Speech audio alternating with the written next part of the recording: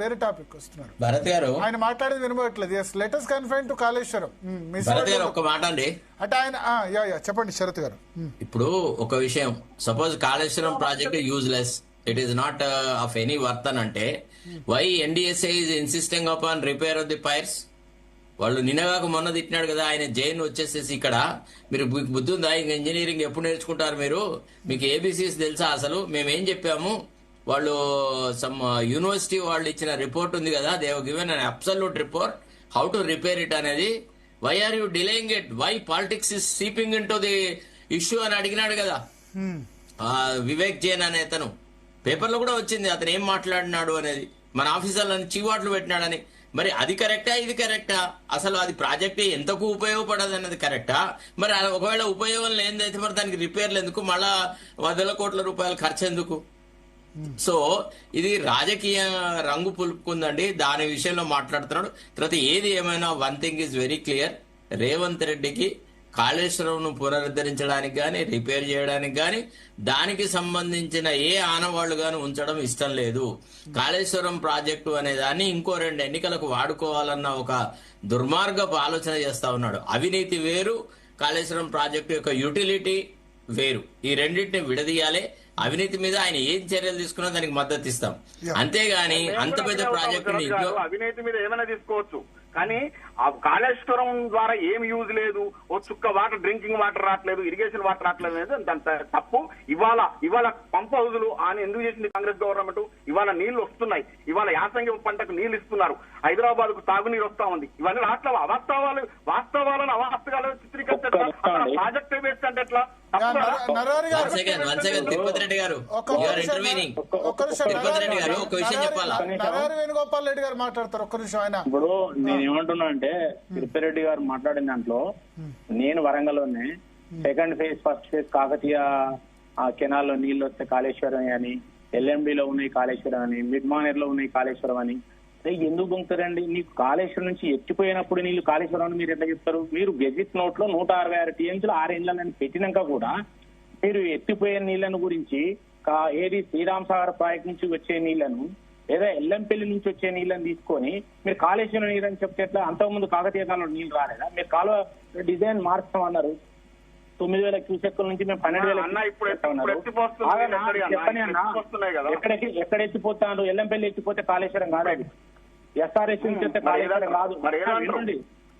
Mid Maner లో ఎత్తిపోతే కాళేశ్వరం అనేది ఏదైతే మీరు 3 బ్యారేజీలు కట్టిందో ఆ బ్యారేజీలకి వెళ్ళి ఎత్తి ఎల్లంపల్లి వచ్చినప్పుడు మాత్రమే కాళేశ్వరం నీళ్ళు వచ్చినట్టు. మీరు శ్రీరామ్ సాగర్ ప్రాజెక్ట్ నుంచి వచ్చినా లేకపోతే వరదకాలం నుంచి వచ్చి మిడ్ మానేర్ వచ్చినా నీళ్ళు వచ్చినా కూడా మీరు ప్రజల చెవులలో పూలు పెడితే ఎట్లా? మాకు తెలియదా? నేను 40 నుంచి రాయకూడదు ప్రతి అనుమానం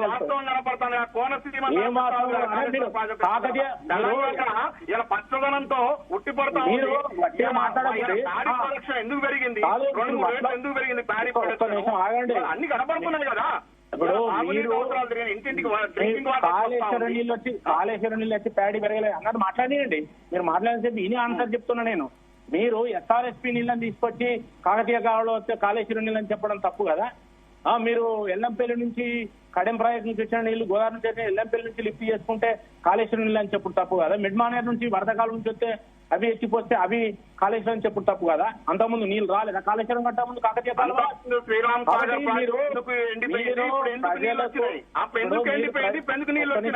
పునరుజ్జీవనం కల్పించారు. మీరు ఎట్లా మాట్లాడుతున్నారంటే ఇప్పుడు మీరు ఎట్లా మాట్లాడుతున్నారంటే నీళ్ళు వస్తానే అంటే ఇవి ఎందుకు వస్తానే కాళేశ్వరం లేకపోతే అంటారా? ఇదేం కాలేజీ ఎత్తిపోయినప్పుడు నీళ్ళు ఎక్కడ వస్తాయి? కాళేశ్వరంలో మీరు ఎత్తిపోతలేరు నీళ్ళని నేనంటుంటే ఆడ పోయట్లేరని మీరు అంటున్నారు. అంతే తేడా. ఎత్తి పోసినామని మేము అంటున్నాం, మీరు పోయట్లేరు అంటున్నారు. ఎత్తిపోస్తే మీరు చెప్పేది మీరే మండివాదని మాట్లాడుతున్నారు. ఎత్తిపోస్తే మీ ప్రభుత్వం ఇచ్చిన లెక్కలే ఉన్నాయంటున్నా, మేము చెప్పేది కావు. గవర్నమెంట్ ఇచ్చిన గెజిట్ నోట్స్ ప్రతి సంవత్సరం ఎన్ని టీఎంసీలు ఎత్తిపోసింది 2019 నుంచి మీ ప్రభుత్వం దిగిపోయే వరకు అంకెలు సహా మీ లెక్కలున్నాయి. కేంద్ర మంత్రులు మళ్ళీ మాట్లాడుతున్నాయి పార్లమెంట్ లో చెప్పిన పార్లమెంట్ లోనే 1,21,00,000 ఉన్నటువంటి సాగునీరు అందుతే రాకముందు కూడా హలో బైసాబ్, మీరు వచ్చే వరకు కూడా 1,25,00,000 ఎకరాలు ఖరీఫ్ లో సాగైతున్నది. ఇవాళ కూడా అగ్రికల్చర్ దాంట్లో ఇవాళ మెట్స్ 1,25,00,000 ఎకరాలు 1,30,00,000 ఎకరాలు అంతకుముందు కూడా సాగైతున్నది. కావాలంటే 2013 చూడండి. నేను ఆంధ్రప్రదేశ్ కిసాన్ మోర్చా ప్రెసిడెంట్ ఉన్నా, తెలంగాణ మొత్తం నేను ప్రతి జిల్లా తిరిగిందని చెప్తున్నా. అప్పుడు కూడా ఉన్నది అదే 50 లక్షల ఎకరాలు పత్తి, 60 లక్షల ఎకరాలు వరి అంతకుముందు కూడా సాగైంది. చంద్రబాబు నాయుడు గారు హెలికాప్టర్ వేసుకొని తిరిగిండు వడ్లమ్ముడు పోకపోతే కాలు బట్ట కట్టుకొని. మీరు వచ్చినాకనే నీళ్ళు వచ్చినాయి, మీరు వచ్చినాకనే మీరు ఏ ప్రయారిటీ కడితే ఏది ఎత్తిపోతే నీళ్ళు వచ్చినాయి మీరు ఒక్కటి చెప్పరు. ఒట్టినే కాకతీయ కాలంలో నీళ్ళు వస్తే SRS లో నీళ్ళు ఎత్తి వచ్చినాయి అని చెప్తే ఎట్లా? మీరు కాదు వరద కాలువ మొదలు పెట్టింది. వింటారా? నేను గోదావరి మాట్లాడుతున్నా, మీరు కాదు దేవాదుల మొదలు పెట్టింది. దేవాదులు మొన్నటి దాకా కంప్లీట్ కాలే, 18 ఏళ్ళైంది, 18 ఏళ్ల ప్రాజెక్టు. ఏం మాట్లాడతారు మీరు? ఉన్న కాళేశ్వరం కుప్పకూలింది, ప్రాణాయుధను పక్కవ పెట్టేసిండ్రు, ఇక్కడ కింది తీసుకొచ్చిండ్రు. ఎక్కడైంది? ఎక్కడ నుంచి నీళ్ళు ఎత్తిపోసిండ్రు, ఎన్ని టీఎంసీలు ఎత్తిపోసిండ్రు? మీ అధికారికంగా ఇరిగేషన్ శాఖ లెక్కలు చెప్తున్నది. నేను లెక్కల మీద మాట్లాడుతున్నా, వేణుగోపాల్ సొంత అభిప్రాయం చెప్తలేను. తీయండి 2019 ఎన్ని ఎత్తిపోసిండ్రు, 20, 21, 22, 23 ఎన్ని ఎత్తిపోసినా లెక్కున్నదాడ. డ్యామ్ సేఫ్టీ అథారిటీ ఏం చెప్పిందో లెక్కున్నది. మీరు బ్యారేజ్ కట్టి డ్యామ్ లాగా యూజ్ చేసిన కాబట్టి అది పోయింది, టెక్నికల్ డిజైన్ సరిగా లేవని డ్యామ్ సేఫ్టీ అథారిటీ ఇచ్చింది, చెప్పినాక కూడా దాని మీద మళ్ళా ఏది పడుతుంది మాట్లాడితే ఎట్లా? కాబట్టి ఇక్కడ ప్రాక్టికల్ గా నీళ్ళు మీరు కట్టిన బ్యారేజ్లు వేస్ట్ అయితే అని నేను అంటలేను, పైప్ లైన్లు వేస్ట్ అయితే అని నేను అంటలేను. పనికొచ్చేటి LMD నుంచి పైనుంచి ఇప్పుడు మెడ్మారే నుంచి పైన కట్టినాయని పనికి వస్తాయి, అవి రావట్లేదు. కానీ మీరు బ్యారేజ్లు, ఆ నీటి లభ్యత, హైడ్రాలజికల్ స్టోరేజ్ అదంతా కూడా రాన్నది. 23 TMCల నిలువ ఉండేది 3 బ్యారేజ్లల్లా. మహా అయితే ఇంకో 10 TMCలు వస్తాయి నవంబర్ తర్వాత. మీరు 30-40 TMCల కంటే ఎత్తిపోయారు. కానీ 180 TMCల సినిమా చూపించిండు కేసీఆర్. 180 TMCలు ఎత్తిపోతామని చెప్పిండు. 3వ TMCకి ప్లాన్ చేసి అదొక మళ్ళీ 90 TMCలు ఎత్తిపోతామన్నారు. 36 లక్షల ఎకరాలు లెక్క చెప్పిండు. 3 లక్షల ఎకరాలు సాగు కాలేదు. మళ్ళీ ఇప్పుడు మొత్తం నీళ్ళు వస్తలేవా, పెరగలేదా, వడ్డు పండలేదా, అదివారం పండలేదా, ఇప్పుడే కొత్తగా పండుతున్నాయా? భరత్ గారు దీని మీద స్పందించొచ్చు. ఒక నిమిషం. భరత్ గారిని స్పందిస్తా వేణుగోపాల్ రెడ్డి గారికి. ఇప్పుడు ఈ ప్రాజెక్టు గురించి మరి వేణుగోపాల్ రెడ్డి గారు కేంద్ర మంత్రి గతంలో నితిన్ గడ్కరీ గారు ప్రైజ్ చేసిన విషయాన్ని విస్మరిస్తున్నారా? అదే విధంగా పార్లమెంట్ లో సాక్షాత్ సెంట్రల్ గవర్నమెంట్ చెప్పినటువంటి గణాంకాలతో విభేదిస్తున్నారా? కాళేశ్వరం ప్రాజెక్టు రాకముందు 1,20,00,000 ఎకరాలకు నీరిస్తుండే తెలంగాణ లోపల. కాళేశ్వరం ప్రాజెక్టు పూర్తయిన తర్వాత 2,30,00,000 ఎకరాలకు వస్తుందనే విషయాన్ని ఉటంకిస్తున్నారా? సాక్షాత్ సర్వోన్నత న్యాయస్థానం సుప్రీంకోర్టు ప్రైజ్ చేసింది కాళేశ్వరం ప్రాజెక్ట్ అనేది చాలా గొప్ప ప్రాజెక్ట్ అనేది. అదేవిధంగా central water commission chair Masood Hussain గారు అయితేనేది, రాజేంద్ర సింగ్ గారు అయితేనేది, మెగాసిస్ అవార్డు గ్రహీత, అదేవిధంగా పంజాబ్ ముఖ్యమంత్రి మాన్ గారు అయితేనేమి, ఇంతెందుకు ఇంటర్నేషనల్ అంటే చాలా famous economic society of civil engineers అని అమెరికాలో ఒక ప్రతిష్టాత్మక సంస్థ ఉంది. ఆ ఇంజనీర్స్ కూడా ఇది చెప్పుకోదగ్గ ప్రాజెక్టు, దీన్ని మనం ఒక సబ్జెక్ట్ గా తీసుకోవచ్చు రీసెర్చ్ అండ్ డెవలప్మెంట్ కోసం.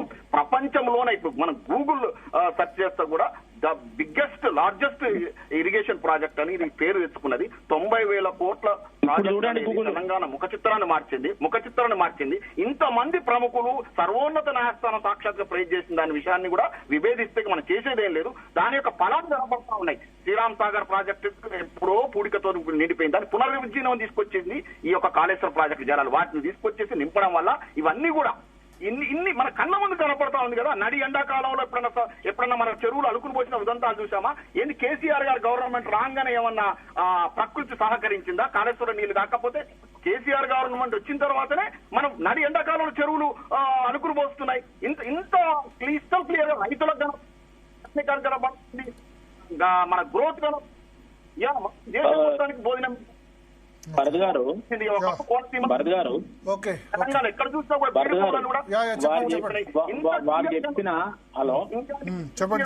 వారు చెప్పిన అప్రిసియేషన్స్ అన్ని వచ్చినాయి కావచ్చు, కానీ కేసీఆర్ గారు కాంగ్రెస్ పార్టీలో కేసీఆర్ గారు ఇవన్నీ చెప్పండి. ఇప్పుడు కేసీఆర్ గారు 70 mm సినిమా ఏదైతే చూపించిండో దాన్ని ఎక్కడెక్కడైతే ప్రజెంటేషన్ చేసిండో దాన్ని బట్టి ఆహా ఊహో అన్నారు. కానీ అది కంప్లీట్ అయ్యి ఎగ్జిక్యూషన్ లోకి వచ్చిన తర్వాత కదా దాని రంగు బయటపడ్డది. ఇప్పుడు కాళేశ్వరం ప్రాజెక్టు స్టార్ట్ అయ్యి రంగు బయటపడడానికి ఎవరైనా అప్లికేషన్ ఇచ్చిందో చూడు అని మరి ఇప్పుడు. కాబట్టి కట్టేటప్పుడు మంచిగా కడుతున్నారు అన్నారు కానీ మీరు చెప్పిన దాన్ని బట్టి మంచిగా కడుతున్నారు. పెద్ద ఎత్తున 30 అవునండి, ఒక నిమిషం మీరు అట్లా మాట్లాడారు. మీరు చెప్పింది కదా అట్లా కాదు. 18.20 లక్షల ఎకరాలు సాగు చేస్తాం మేము, 20 లిఫ్టులు పెడుతున్నాం, 19 పంప్ హౌజులు పెడతాం, 19 జలాశయాలు పెడుతున్నాం, మొత్తం 6 నెలలు 360 టీఎంసీలు ఎత్తిపోతామని మీరు 70 mm సినిమా చూస్తే వాళ్ళు వర్ణించారు. కానీ ఇప్పుడు ఆ 70 mm సినిమా ఫెయిల్ అయింది. అది మొత్తమే బాక్స్ ఆఫీస్ కాడ దెబ్బతిన్నది. ఇప్పుడు ఏమి లేదాడా.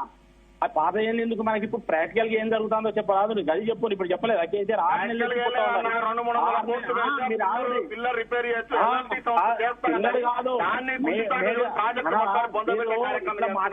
కాదు.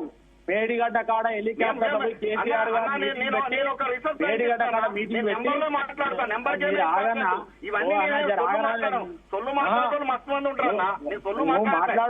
కనిపించాలి కదా. ఇప్పుడు 3 కేసీఆర్ గారు పోయి మేడిగడ్డ కాడ మేడిగడ్డ అరే మళ్ళా అదే చెప్తేనే కేసీఆర్ గారే మేడిగడ్డ కాడ మీటింగ్ పెట్టి 3,500 మెగావాట్ల పవర్ ప్రతి సంవత్సరం ఇస్తాం, రైతుల మీద వేయం, నెక్స్ట్ ఇయర్ నుంచి 6,100 మెగావాట్లు ఖర్చు అవుతుంది అని చెప్పిండ్రు. 6,000 కోట్ల నార్థన్ పవర్ డిస్ట్రిబ్యూషన్ కంపెనీ మీరు ఆ 160 టీఎంసీలకి 6,000 కోట్లు బాగైతే ఇప్పటికి వాళ్ళు కట్టాలి వీళ్ళు కట్టాలి. ఆడ పోయి ఎస్సీని అడుగు చెప్తాడు, వాళ్ళు మొత్తుకుంటున్నారు. కాబట్టి ఈ సినిమాలు చూపించవద్దు, ప్రాక్టికల్ గా ఏమైతుందని చెప్పాలి.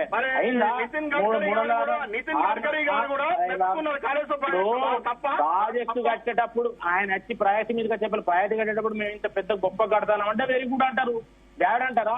అంటే దాన్ని పట్టుకొని కూలిపోయినా కూడా ఆయన చెప్పింది వాటి కరెక్టా? ఇల్లు కట్టినావు మంచి కడతానని అంటారు, కూలిపోయినా ఆయన వితండవాదం ఏంది? ఈ వితండవాదం ఏంది? మీరు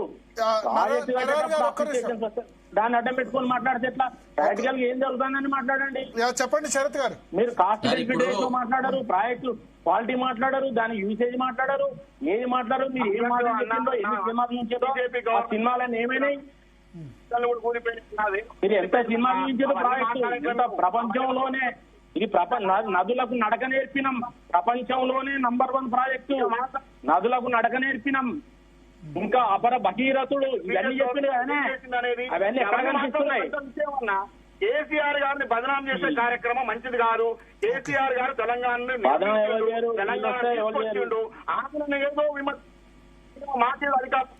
అధికార బీజేపీ మీకు అనుకూలమైన మాట్లాడుకోవాలి కాదు, మీకు అనుకూలమైన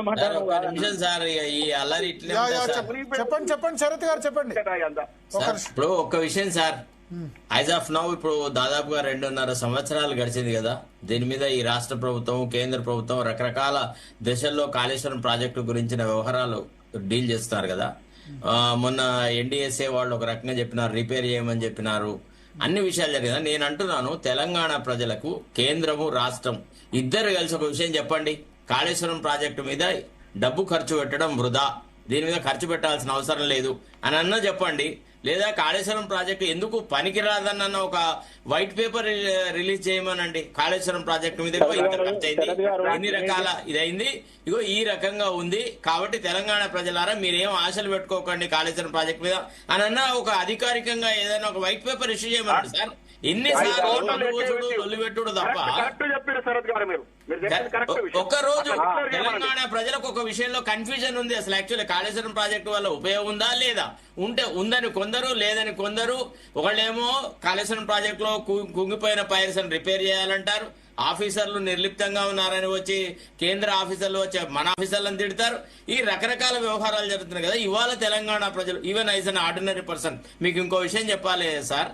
నేను 3 సార్లు నేను కాళేశ్వరం ప్రాజెక్టు ఎగ్జిక్యూషన్ అప్పుడు పోయినా. మా చీఫ్ ఇంజనీర్ వెంకటేశ్వర్లు, హరిరామ్ వీళ్ళిద్దరూ నన్ను వెంట ఉండి కాళేశ్వరం టనెల్స్లలోకి తీసుకొని పోయి సార్ రాత్రి 9:30 ఆ ప్రాంతంలో వెళ్తే తెల్లారంగా మార్నింగ్ ఎట్లా ఉందో అంత వెలుతురులో అంతంత జైగాంటిక్ మిషనరీస్ తో వర్క్ నడుస్తుండే అది నేను చూసినాను. Even I also felt that it is somewhat a good project అని. సరే ఇప్పుడు ఏది ఏమైనా పైర్స్ కూలిపోయిన తర్వాత కొంత అనుమానాలు అయితే వచ్చినాయి కాళేశ్వరం ప్రాజెక్ట్ మీద. అదంతా వదిలేటండి. 2.5 సంవత్సరాల తర్వాత ఇప్పుడు ముఖ్యమంత్రిని బాధ్యతాయుతంగా అయితే శాసనసభలోనో లేకపోతే బయటనో ఏదో ఒక రోజు కాళేశ్వరం ప్రాజెక్టు మీద నయా పైసా ఖర్చు పెట్టడం కూడా వృధా, దీని మీద మేము ఖర్చు పెట్టదలుచుకోలేదు, ఇది ఎందుకు పనికిరాదు అనేటువంటి కేంద్రం వాళ్ళు రిపేర్ చేయమన్న దాన్ని మేము కాదంటున్నామని చెప్పమనండి.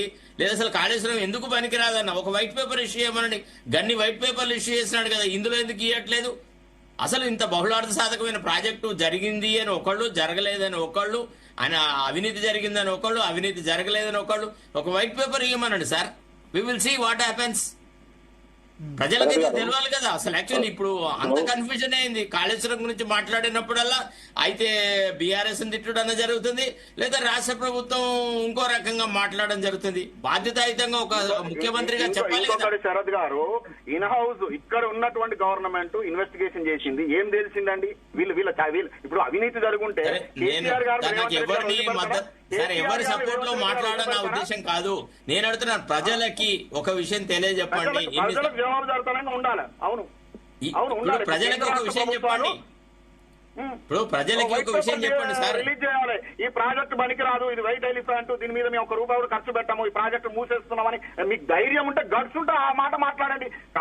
ఏదో చిన్న కుంటి సాకును పెట్టుకుని మేడిగడ్డ ఒక పిల్లర్ గుంగిందని చెప్పి ఒక ఇల్లు కడితేనే ఎన్నో డిఫెక్ట్లు ఉంటాయి. ఏదో స్మాల్ డిఫెక్ట్స్ ఉంటాయండి, లోపాలు లేని ఇది ఏది ఉంటుంది 100% పర్ఫెక్ట్ ఏది ఉంటుంది, చిన్న డిఫెక్ట్ అయిందేమో. మా వాళ్ళు ఏమంటున్నారు బాంబ్ బ్లాస్ట్ జరిగింది అంటారు, మీరు విభేదించారు అనుకోండి, కాబట్టి డిఫెక్టే అనుకోండి. ఆ డిఫెక్ట్ కరెక్ట్ చేయాలండి, ఏముందల్లా ప్రాజెక్టే పనికిరాదు. ఇలా 90,000 కోట్ల ప్రాజెక్టు 1,00,000 కోట్ల అవినీతి జరిగింది, కేసీఆర్ కుటుంబం కోట్ల రూపాయలు సంపాదించింది, అన్ని సొల్లు కబుర్లు కాకపోతే ఫలాలు కనపడుతున్నాయి. కాళేశ్వరం ప్రాజెక్టు ఫలాలు కనపడుతున్నాయి, ప్రజలు సంతోషంగా ఉన్నారు. ప్రజల నుంచి ఎప్పుడు ఏ ఉద్యమం రాలేదు కాళేశ్వరం ప్రాజెక్టు వల్ల మాకు నష్టం జరిగిందని. ఈ రాజకీయ నాయకులు వాళ్ళ ప్రాపకం కోసం, వాళ్ళ యొక్క ఏదో ఒకటి అలిగేషన్ కోసం చేస్తున్నారు తప్ప కాళేశ్వరం ప్రాజెక్టు కొండందవి ఎలకని బట్టినట్టు రేవంత్ రెడ్డి గవర్నమెంట్ చేసింది ఏమి లేదు. వాళ్ళు ఇన్వెస్ట్ ఇప్పటికి వదిలిపెడుతురా, అందులో ఏమన్నా ఒక్క రూపాయి అవినీతి జరిగిన వదిలిపెడుతురా? ఏది లేదు. వీళ్ళు చేసే కుంభకోణాలకు జీవితకాలం పోతారు. ఇప్పుడు కాంగ్రెస్ మంత్రులు, కాంగ్రెస్ మొత్తం ప్రభుత్వం మొత్తం పెద్దలంతా కూడా జీవితకాలం జైలు పడడం చేస్తున్న నేరాలు ఘోరాలు అంతా. ఒక్క నిమిషం సార్, చెప్పండి. ఒక్క నిమిషం. నేనేమంటున్నానంటే సార్, ఇప్పుడు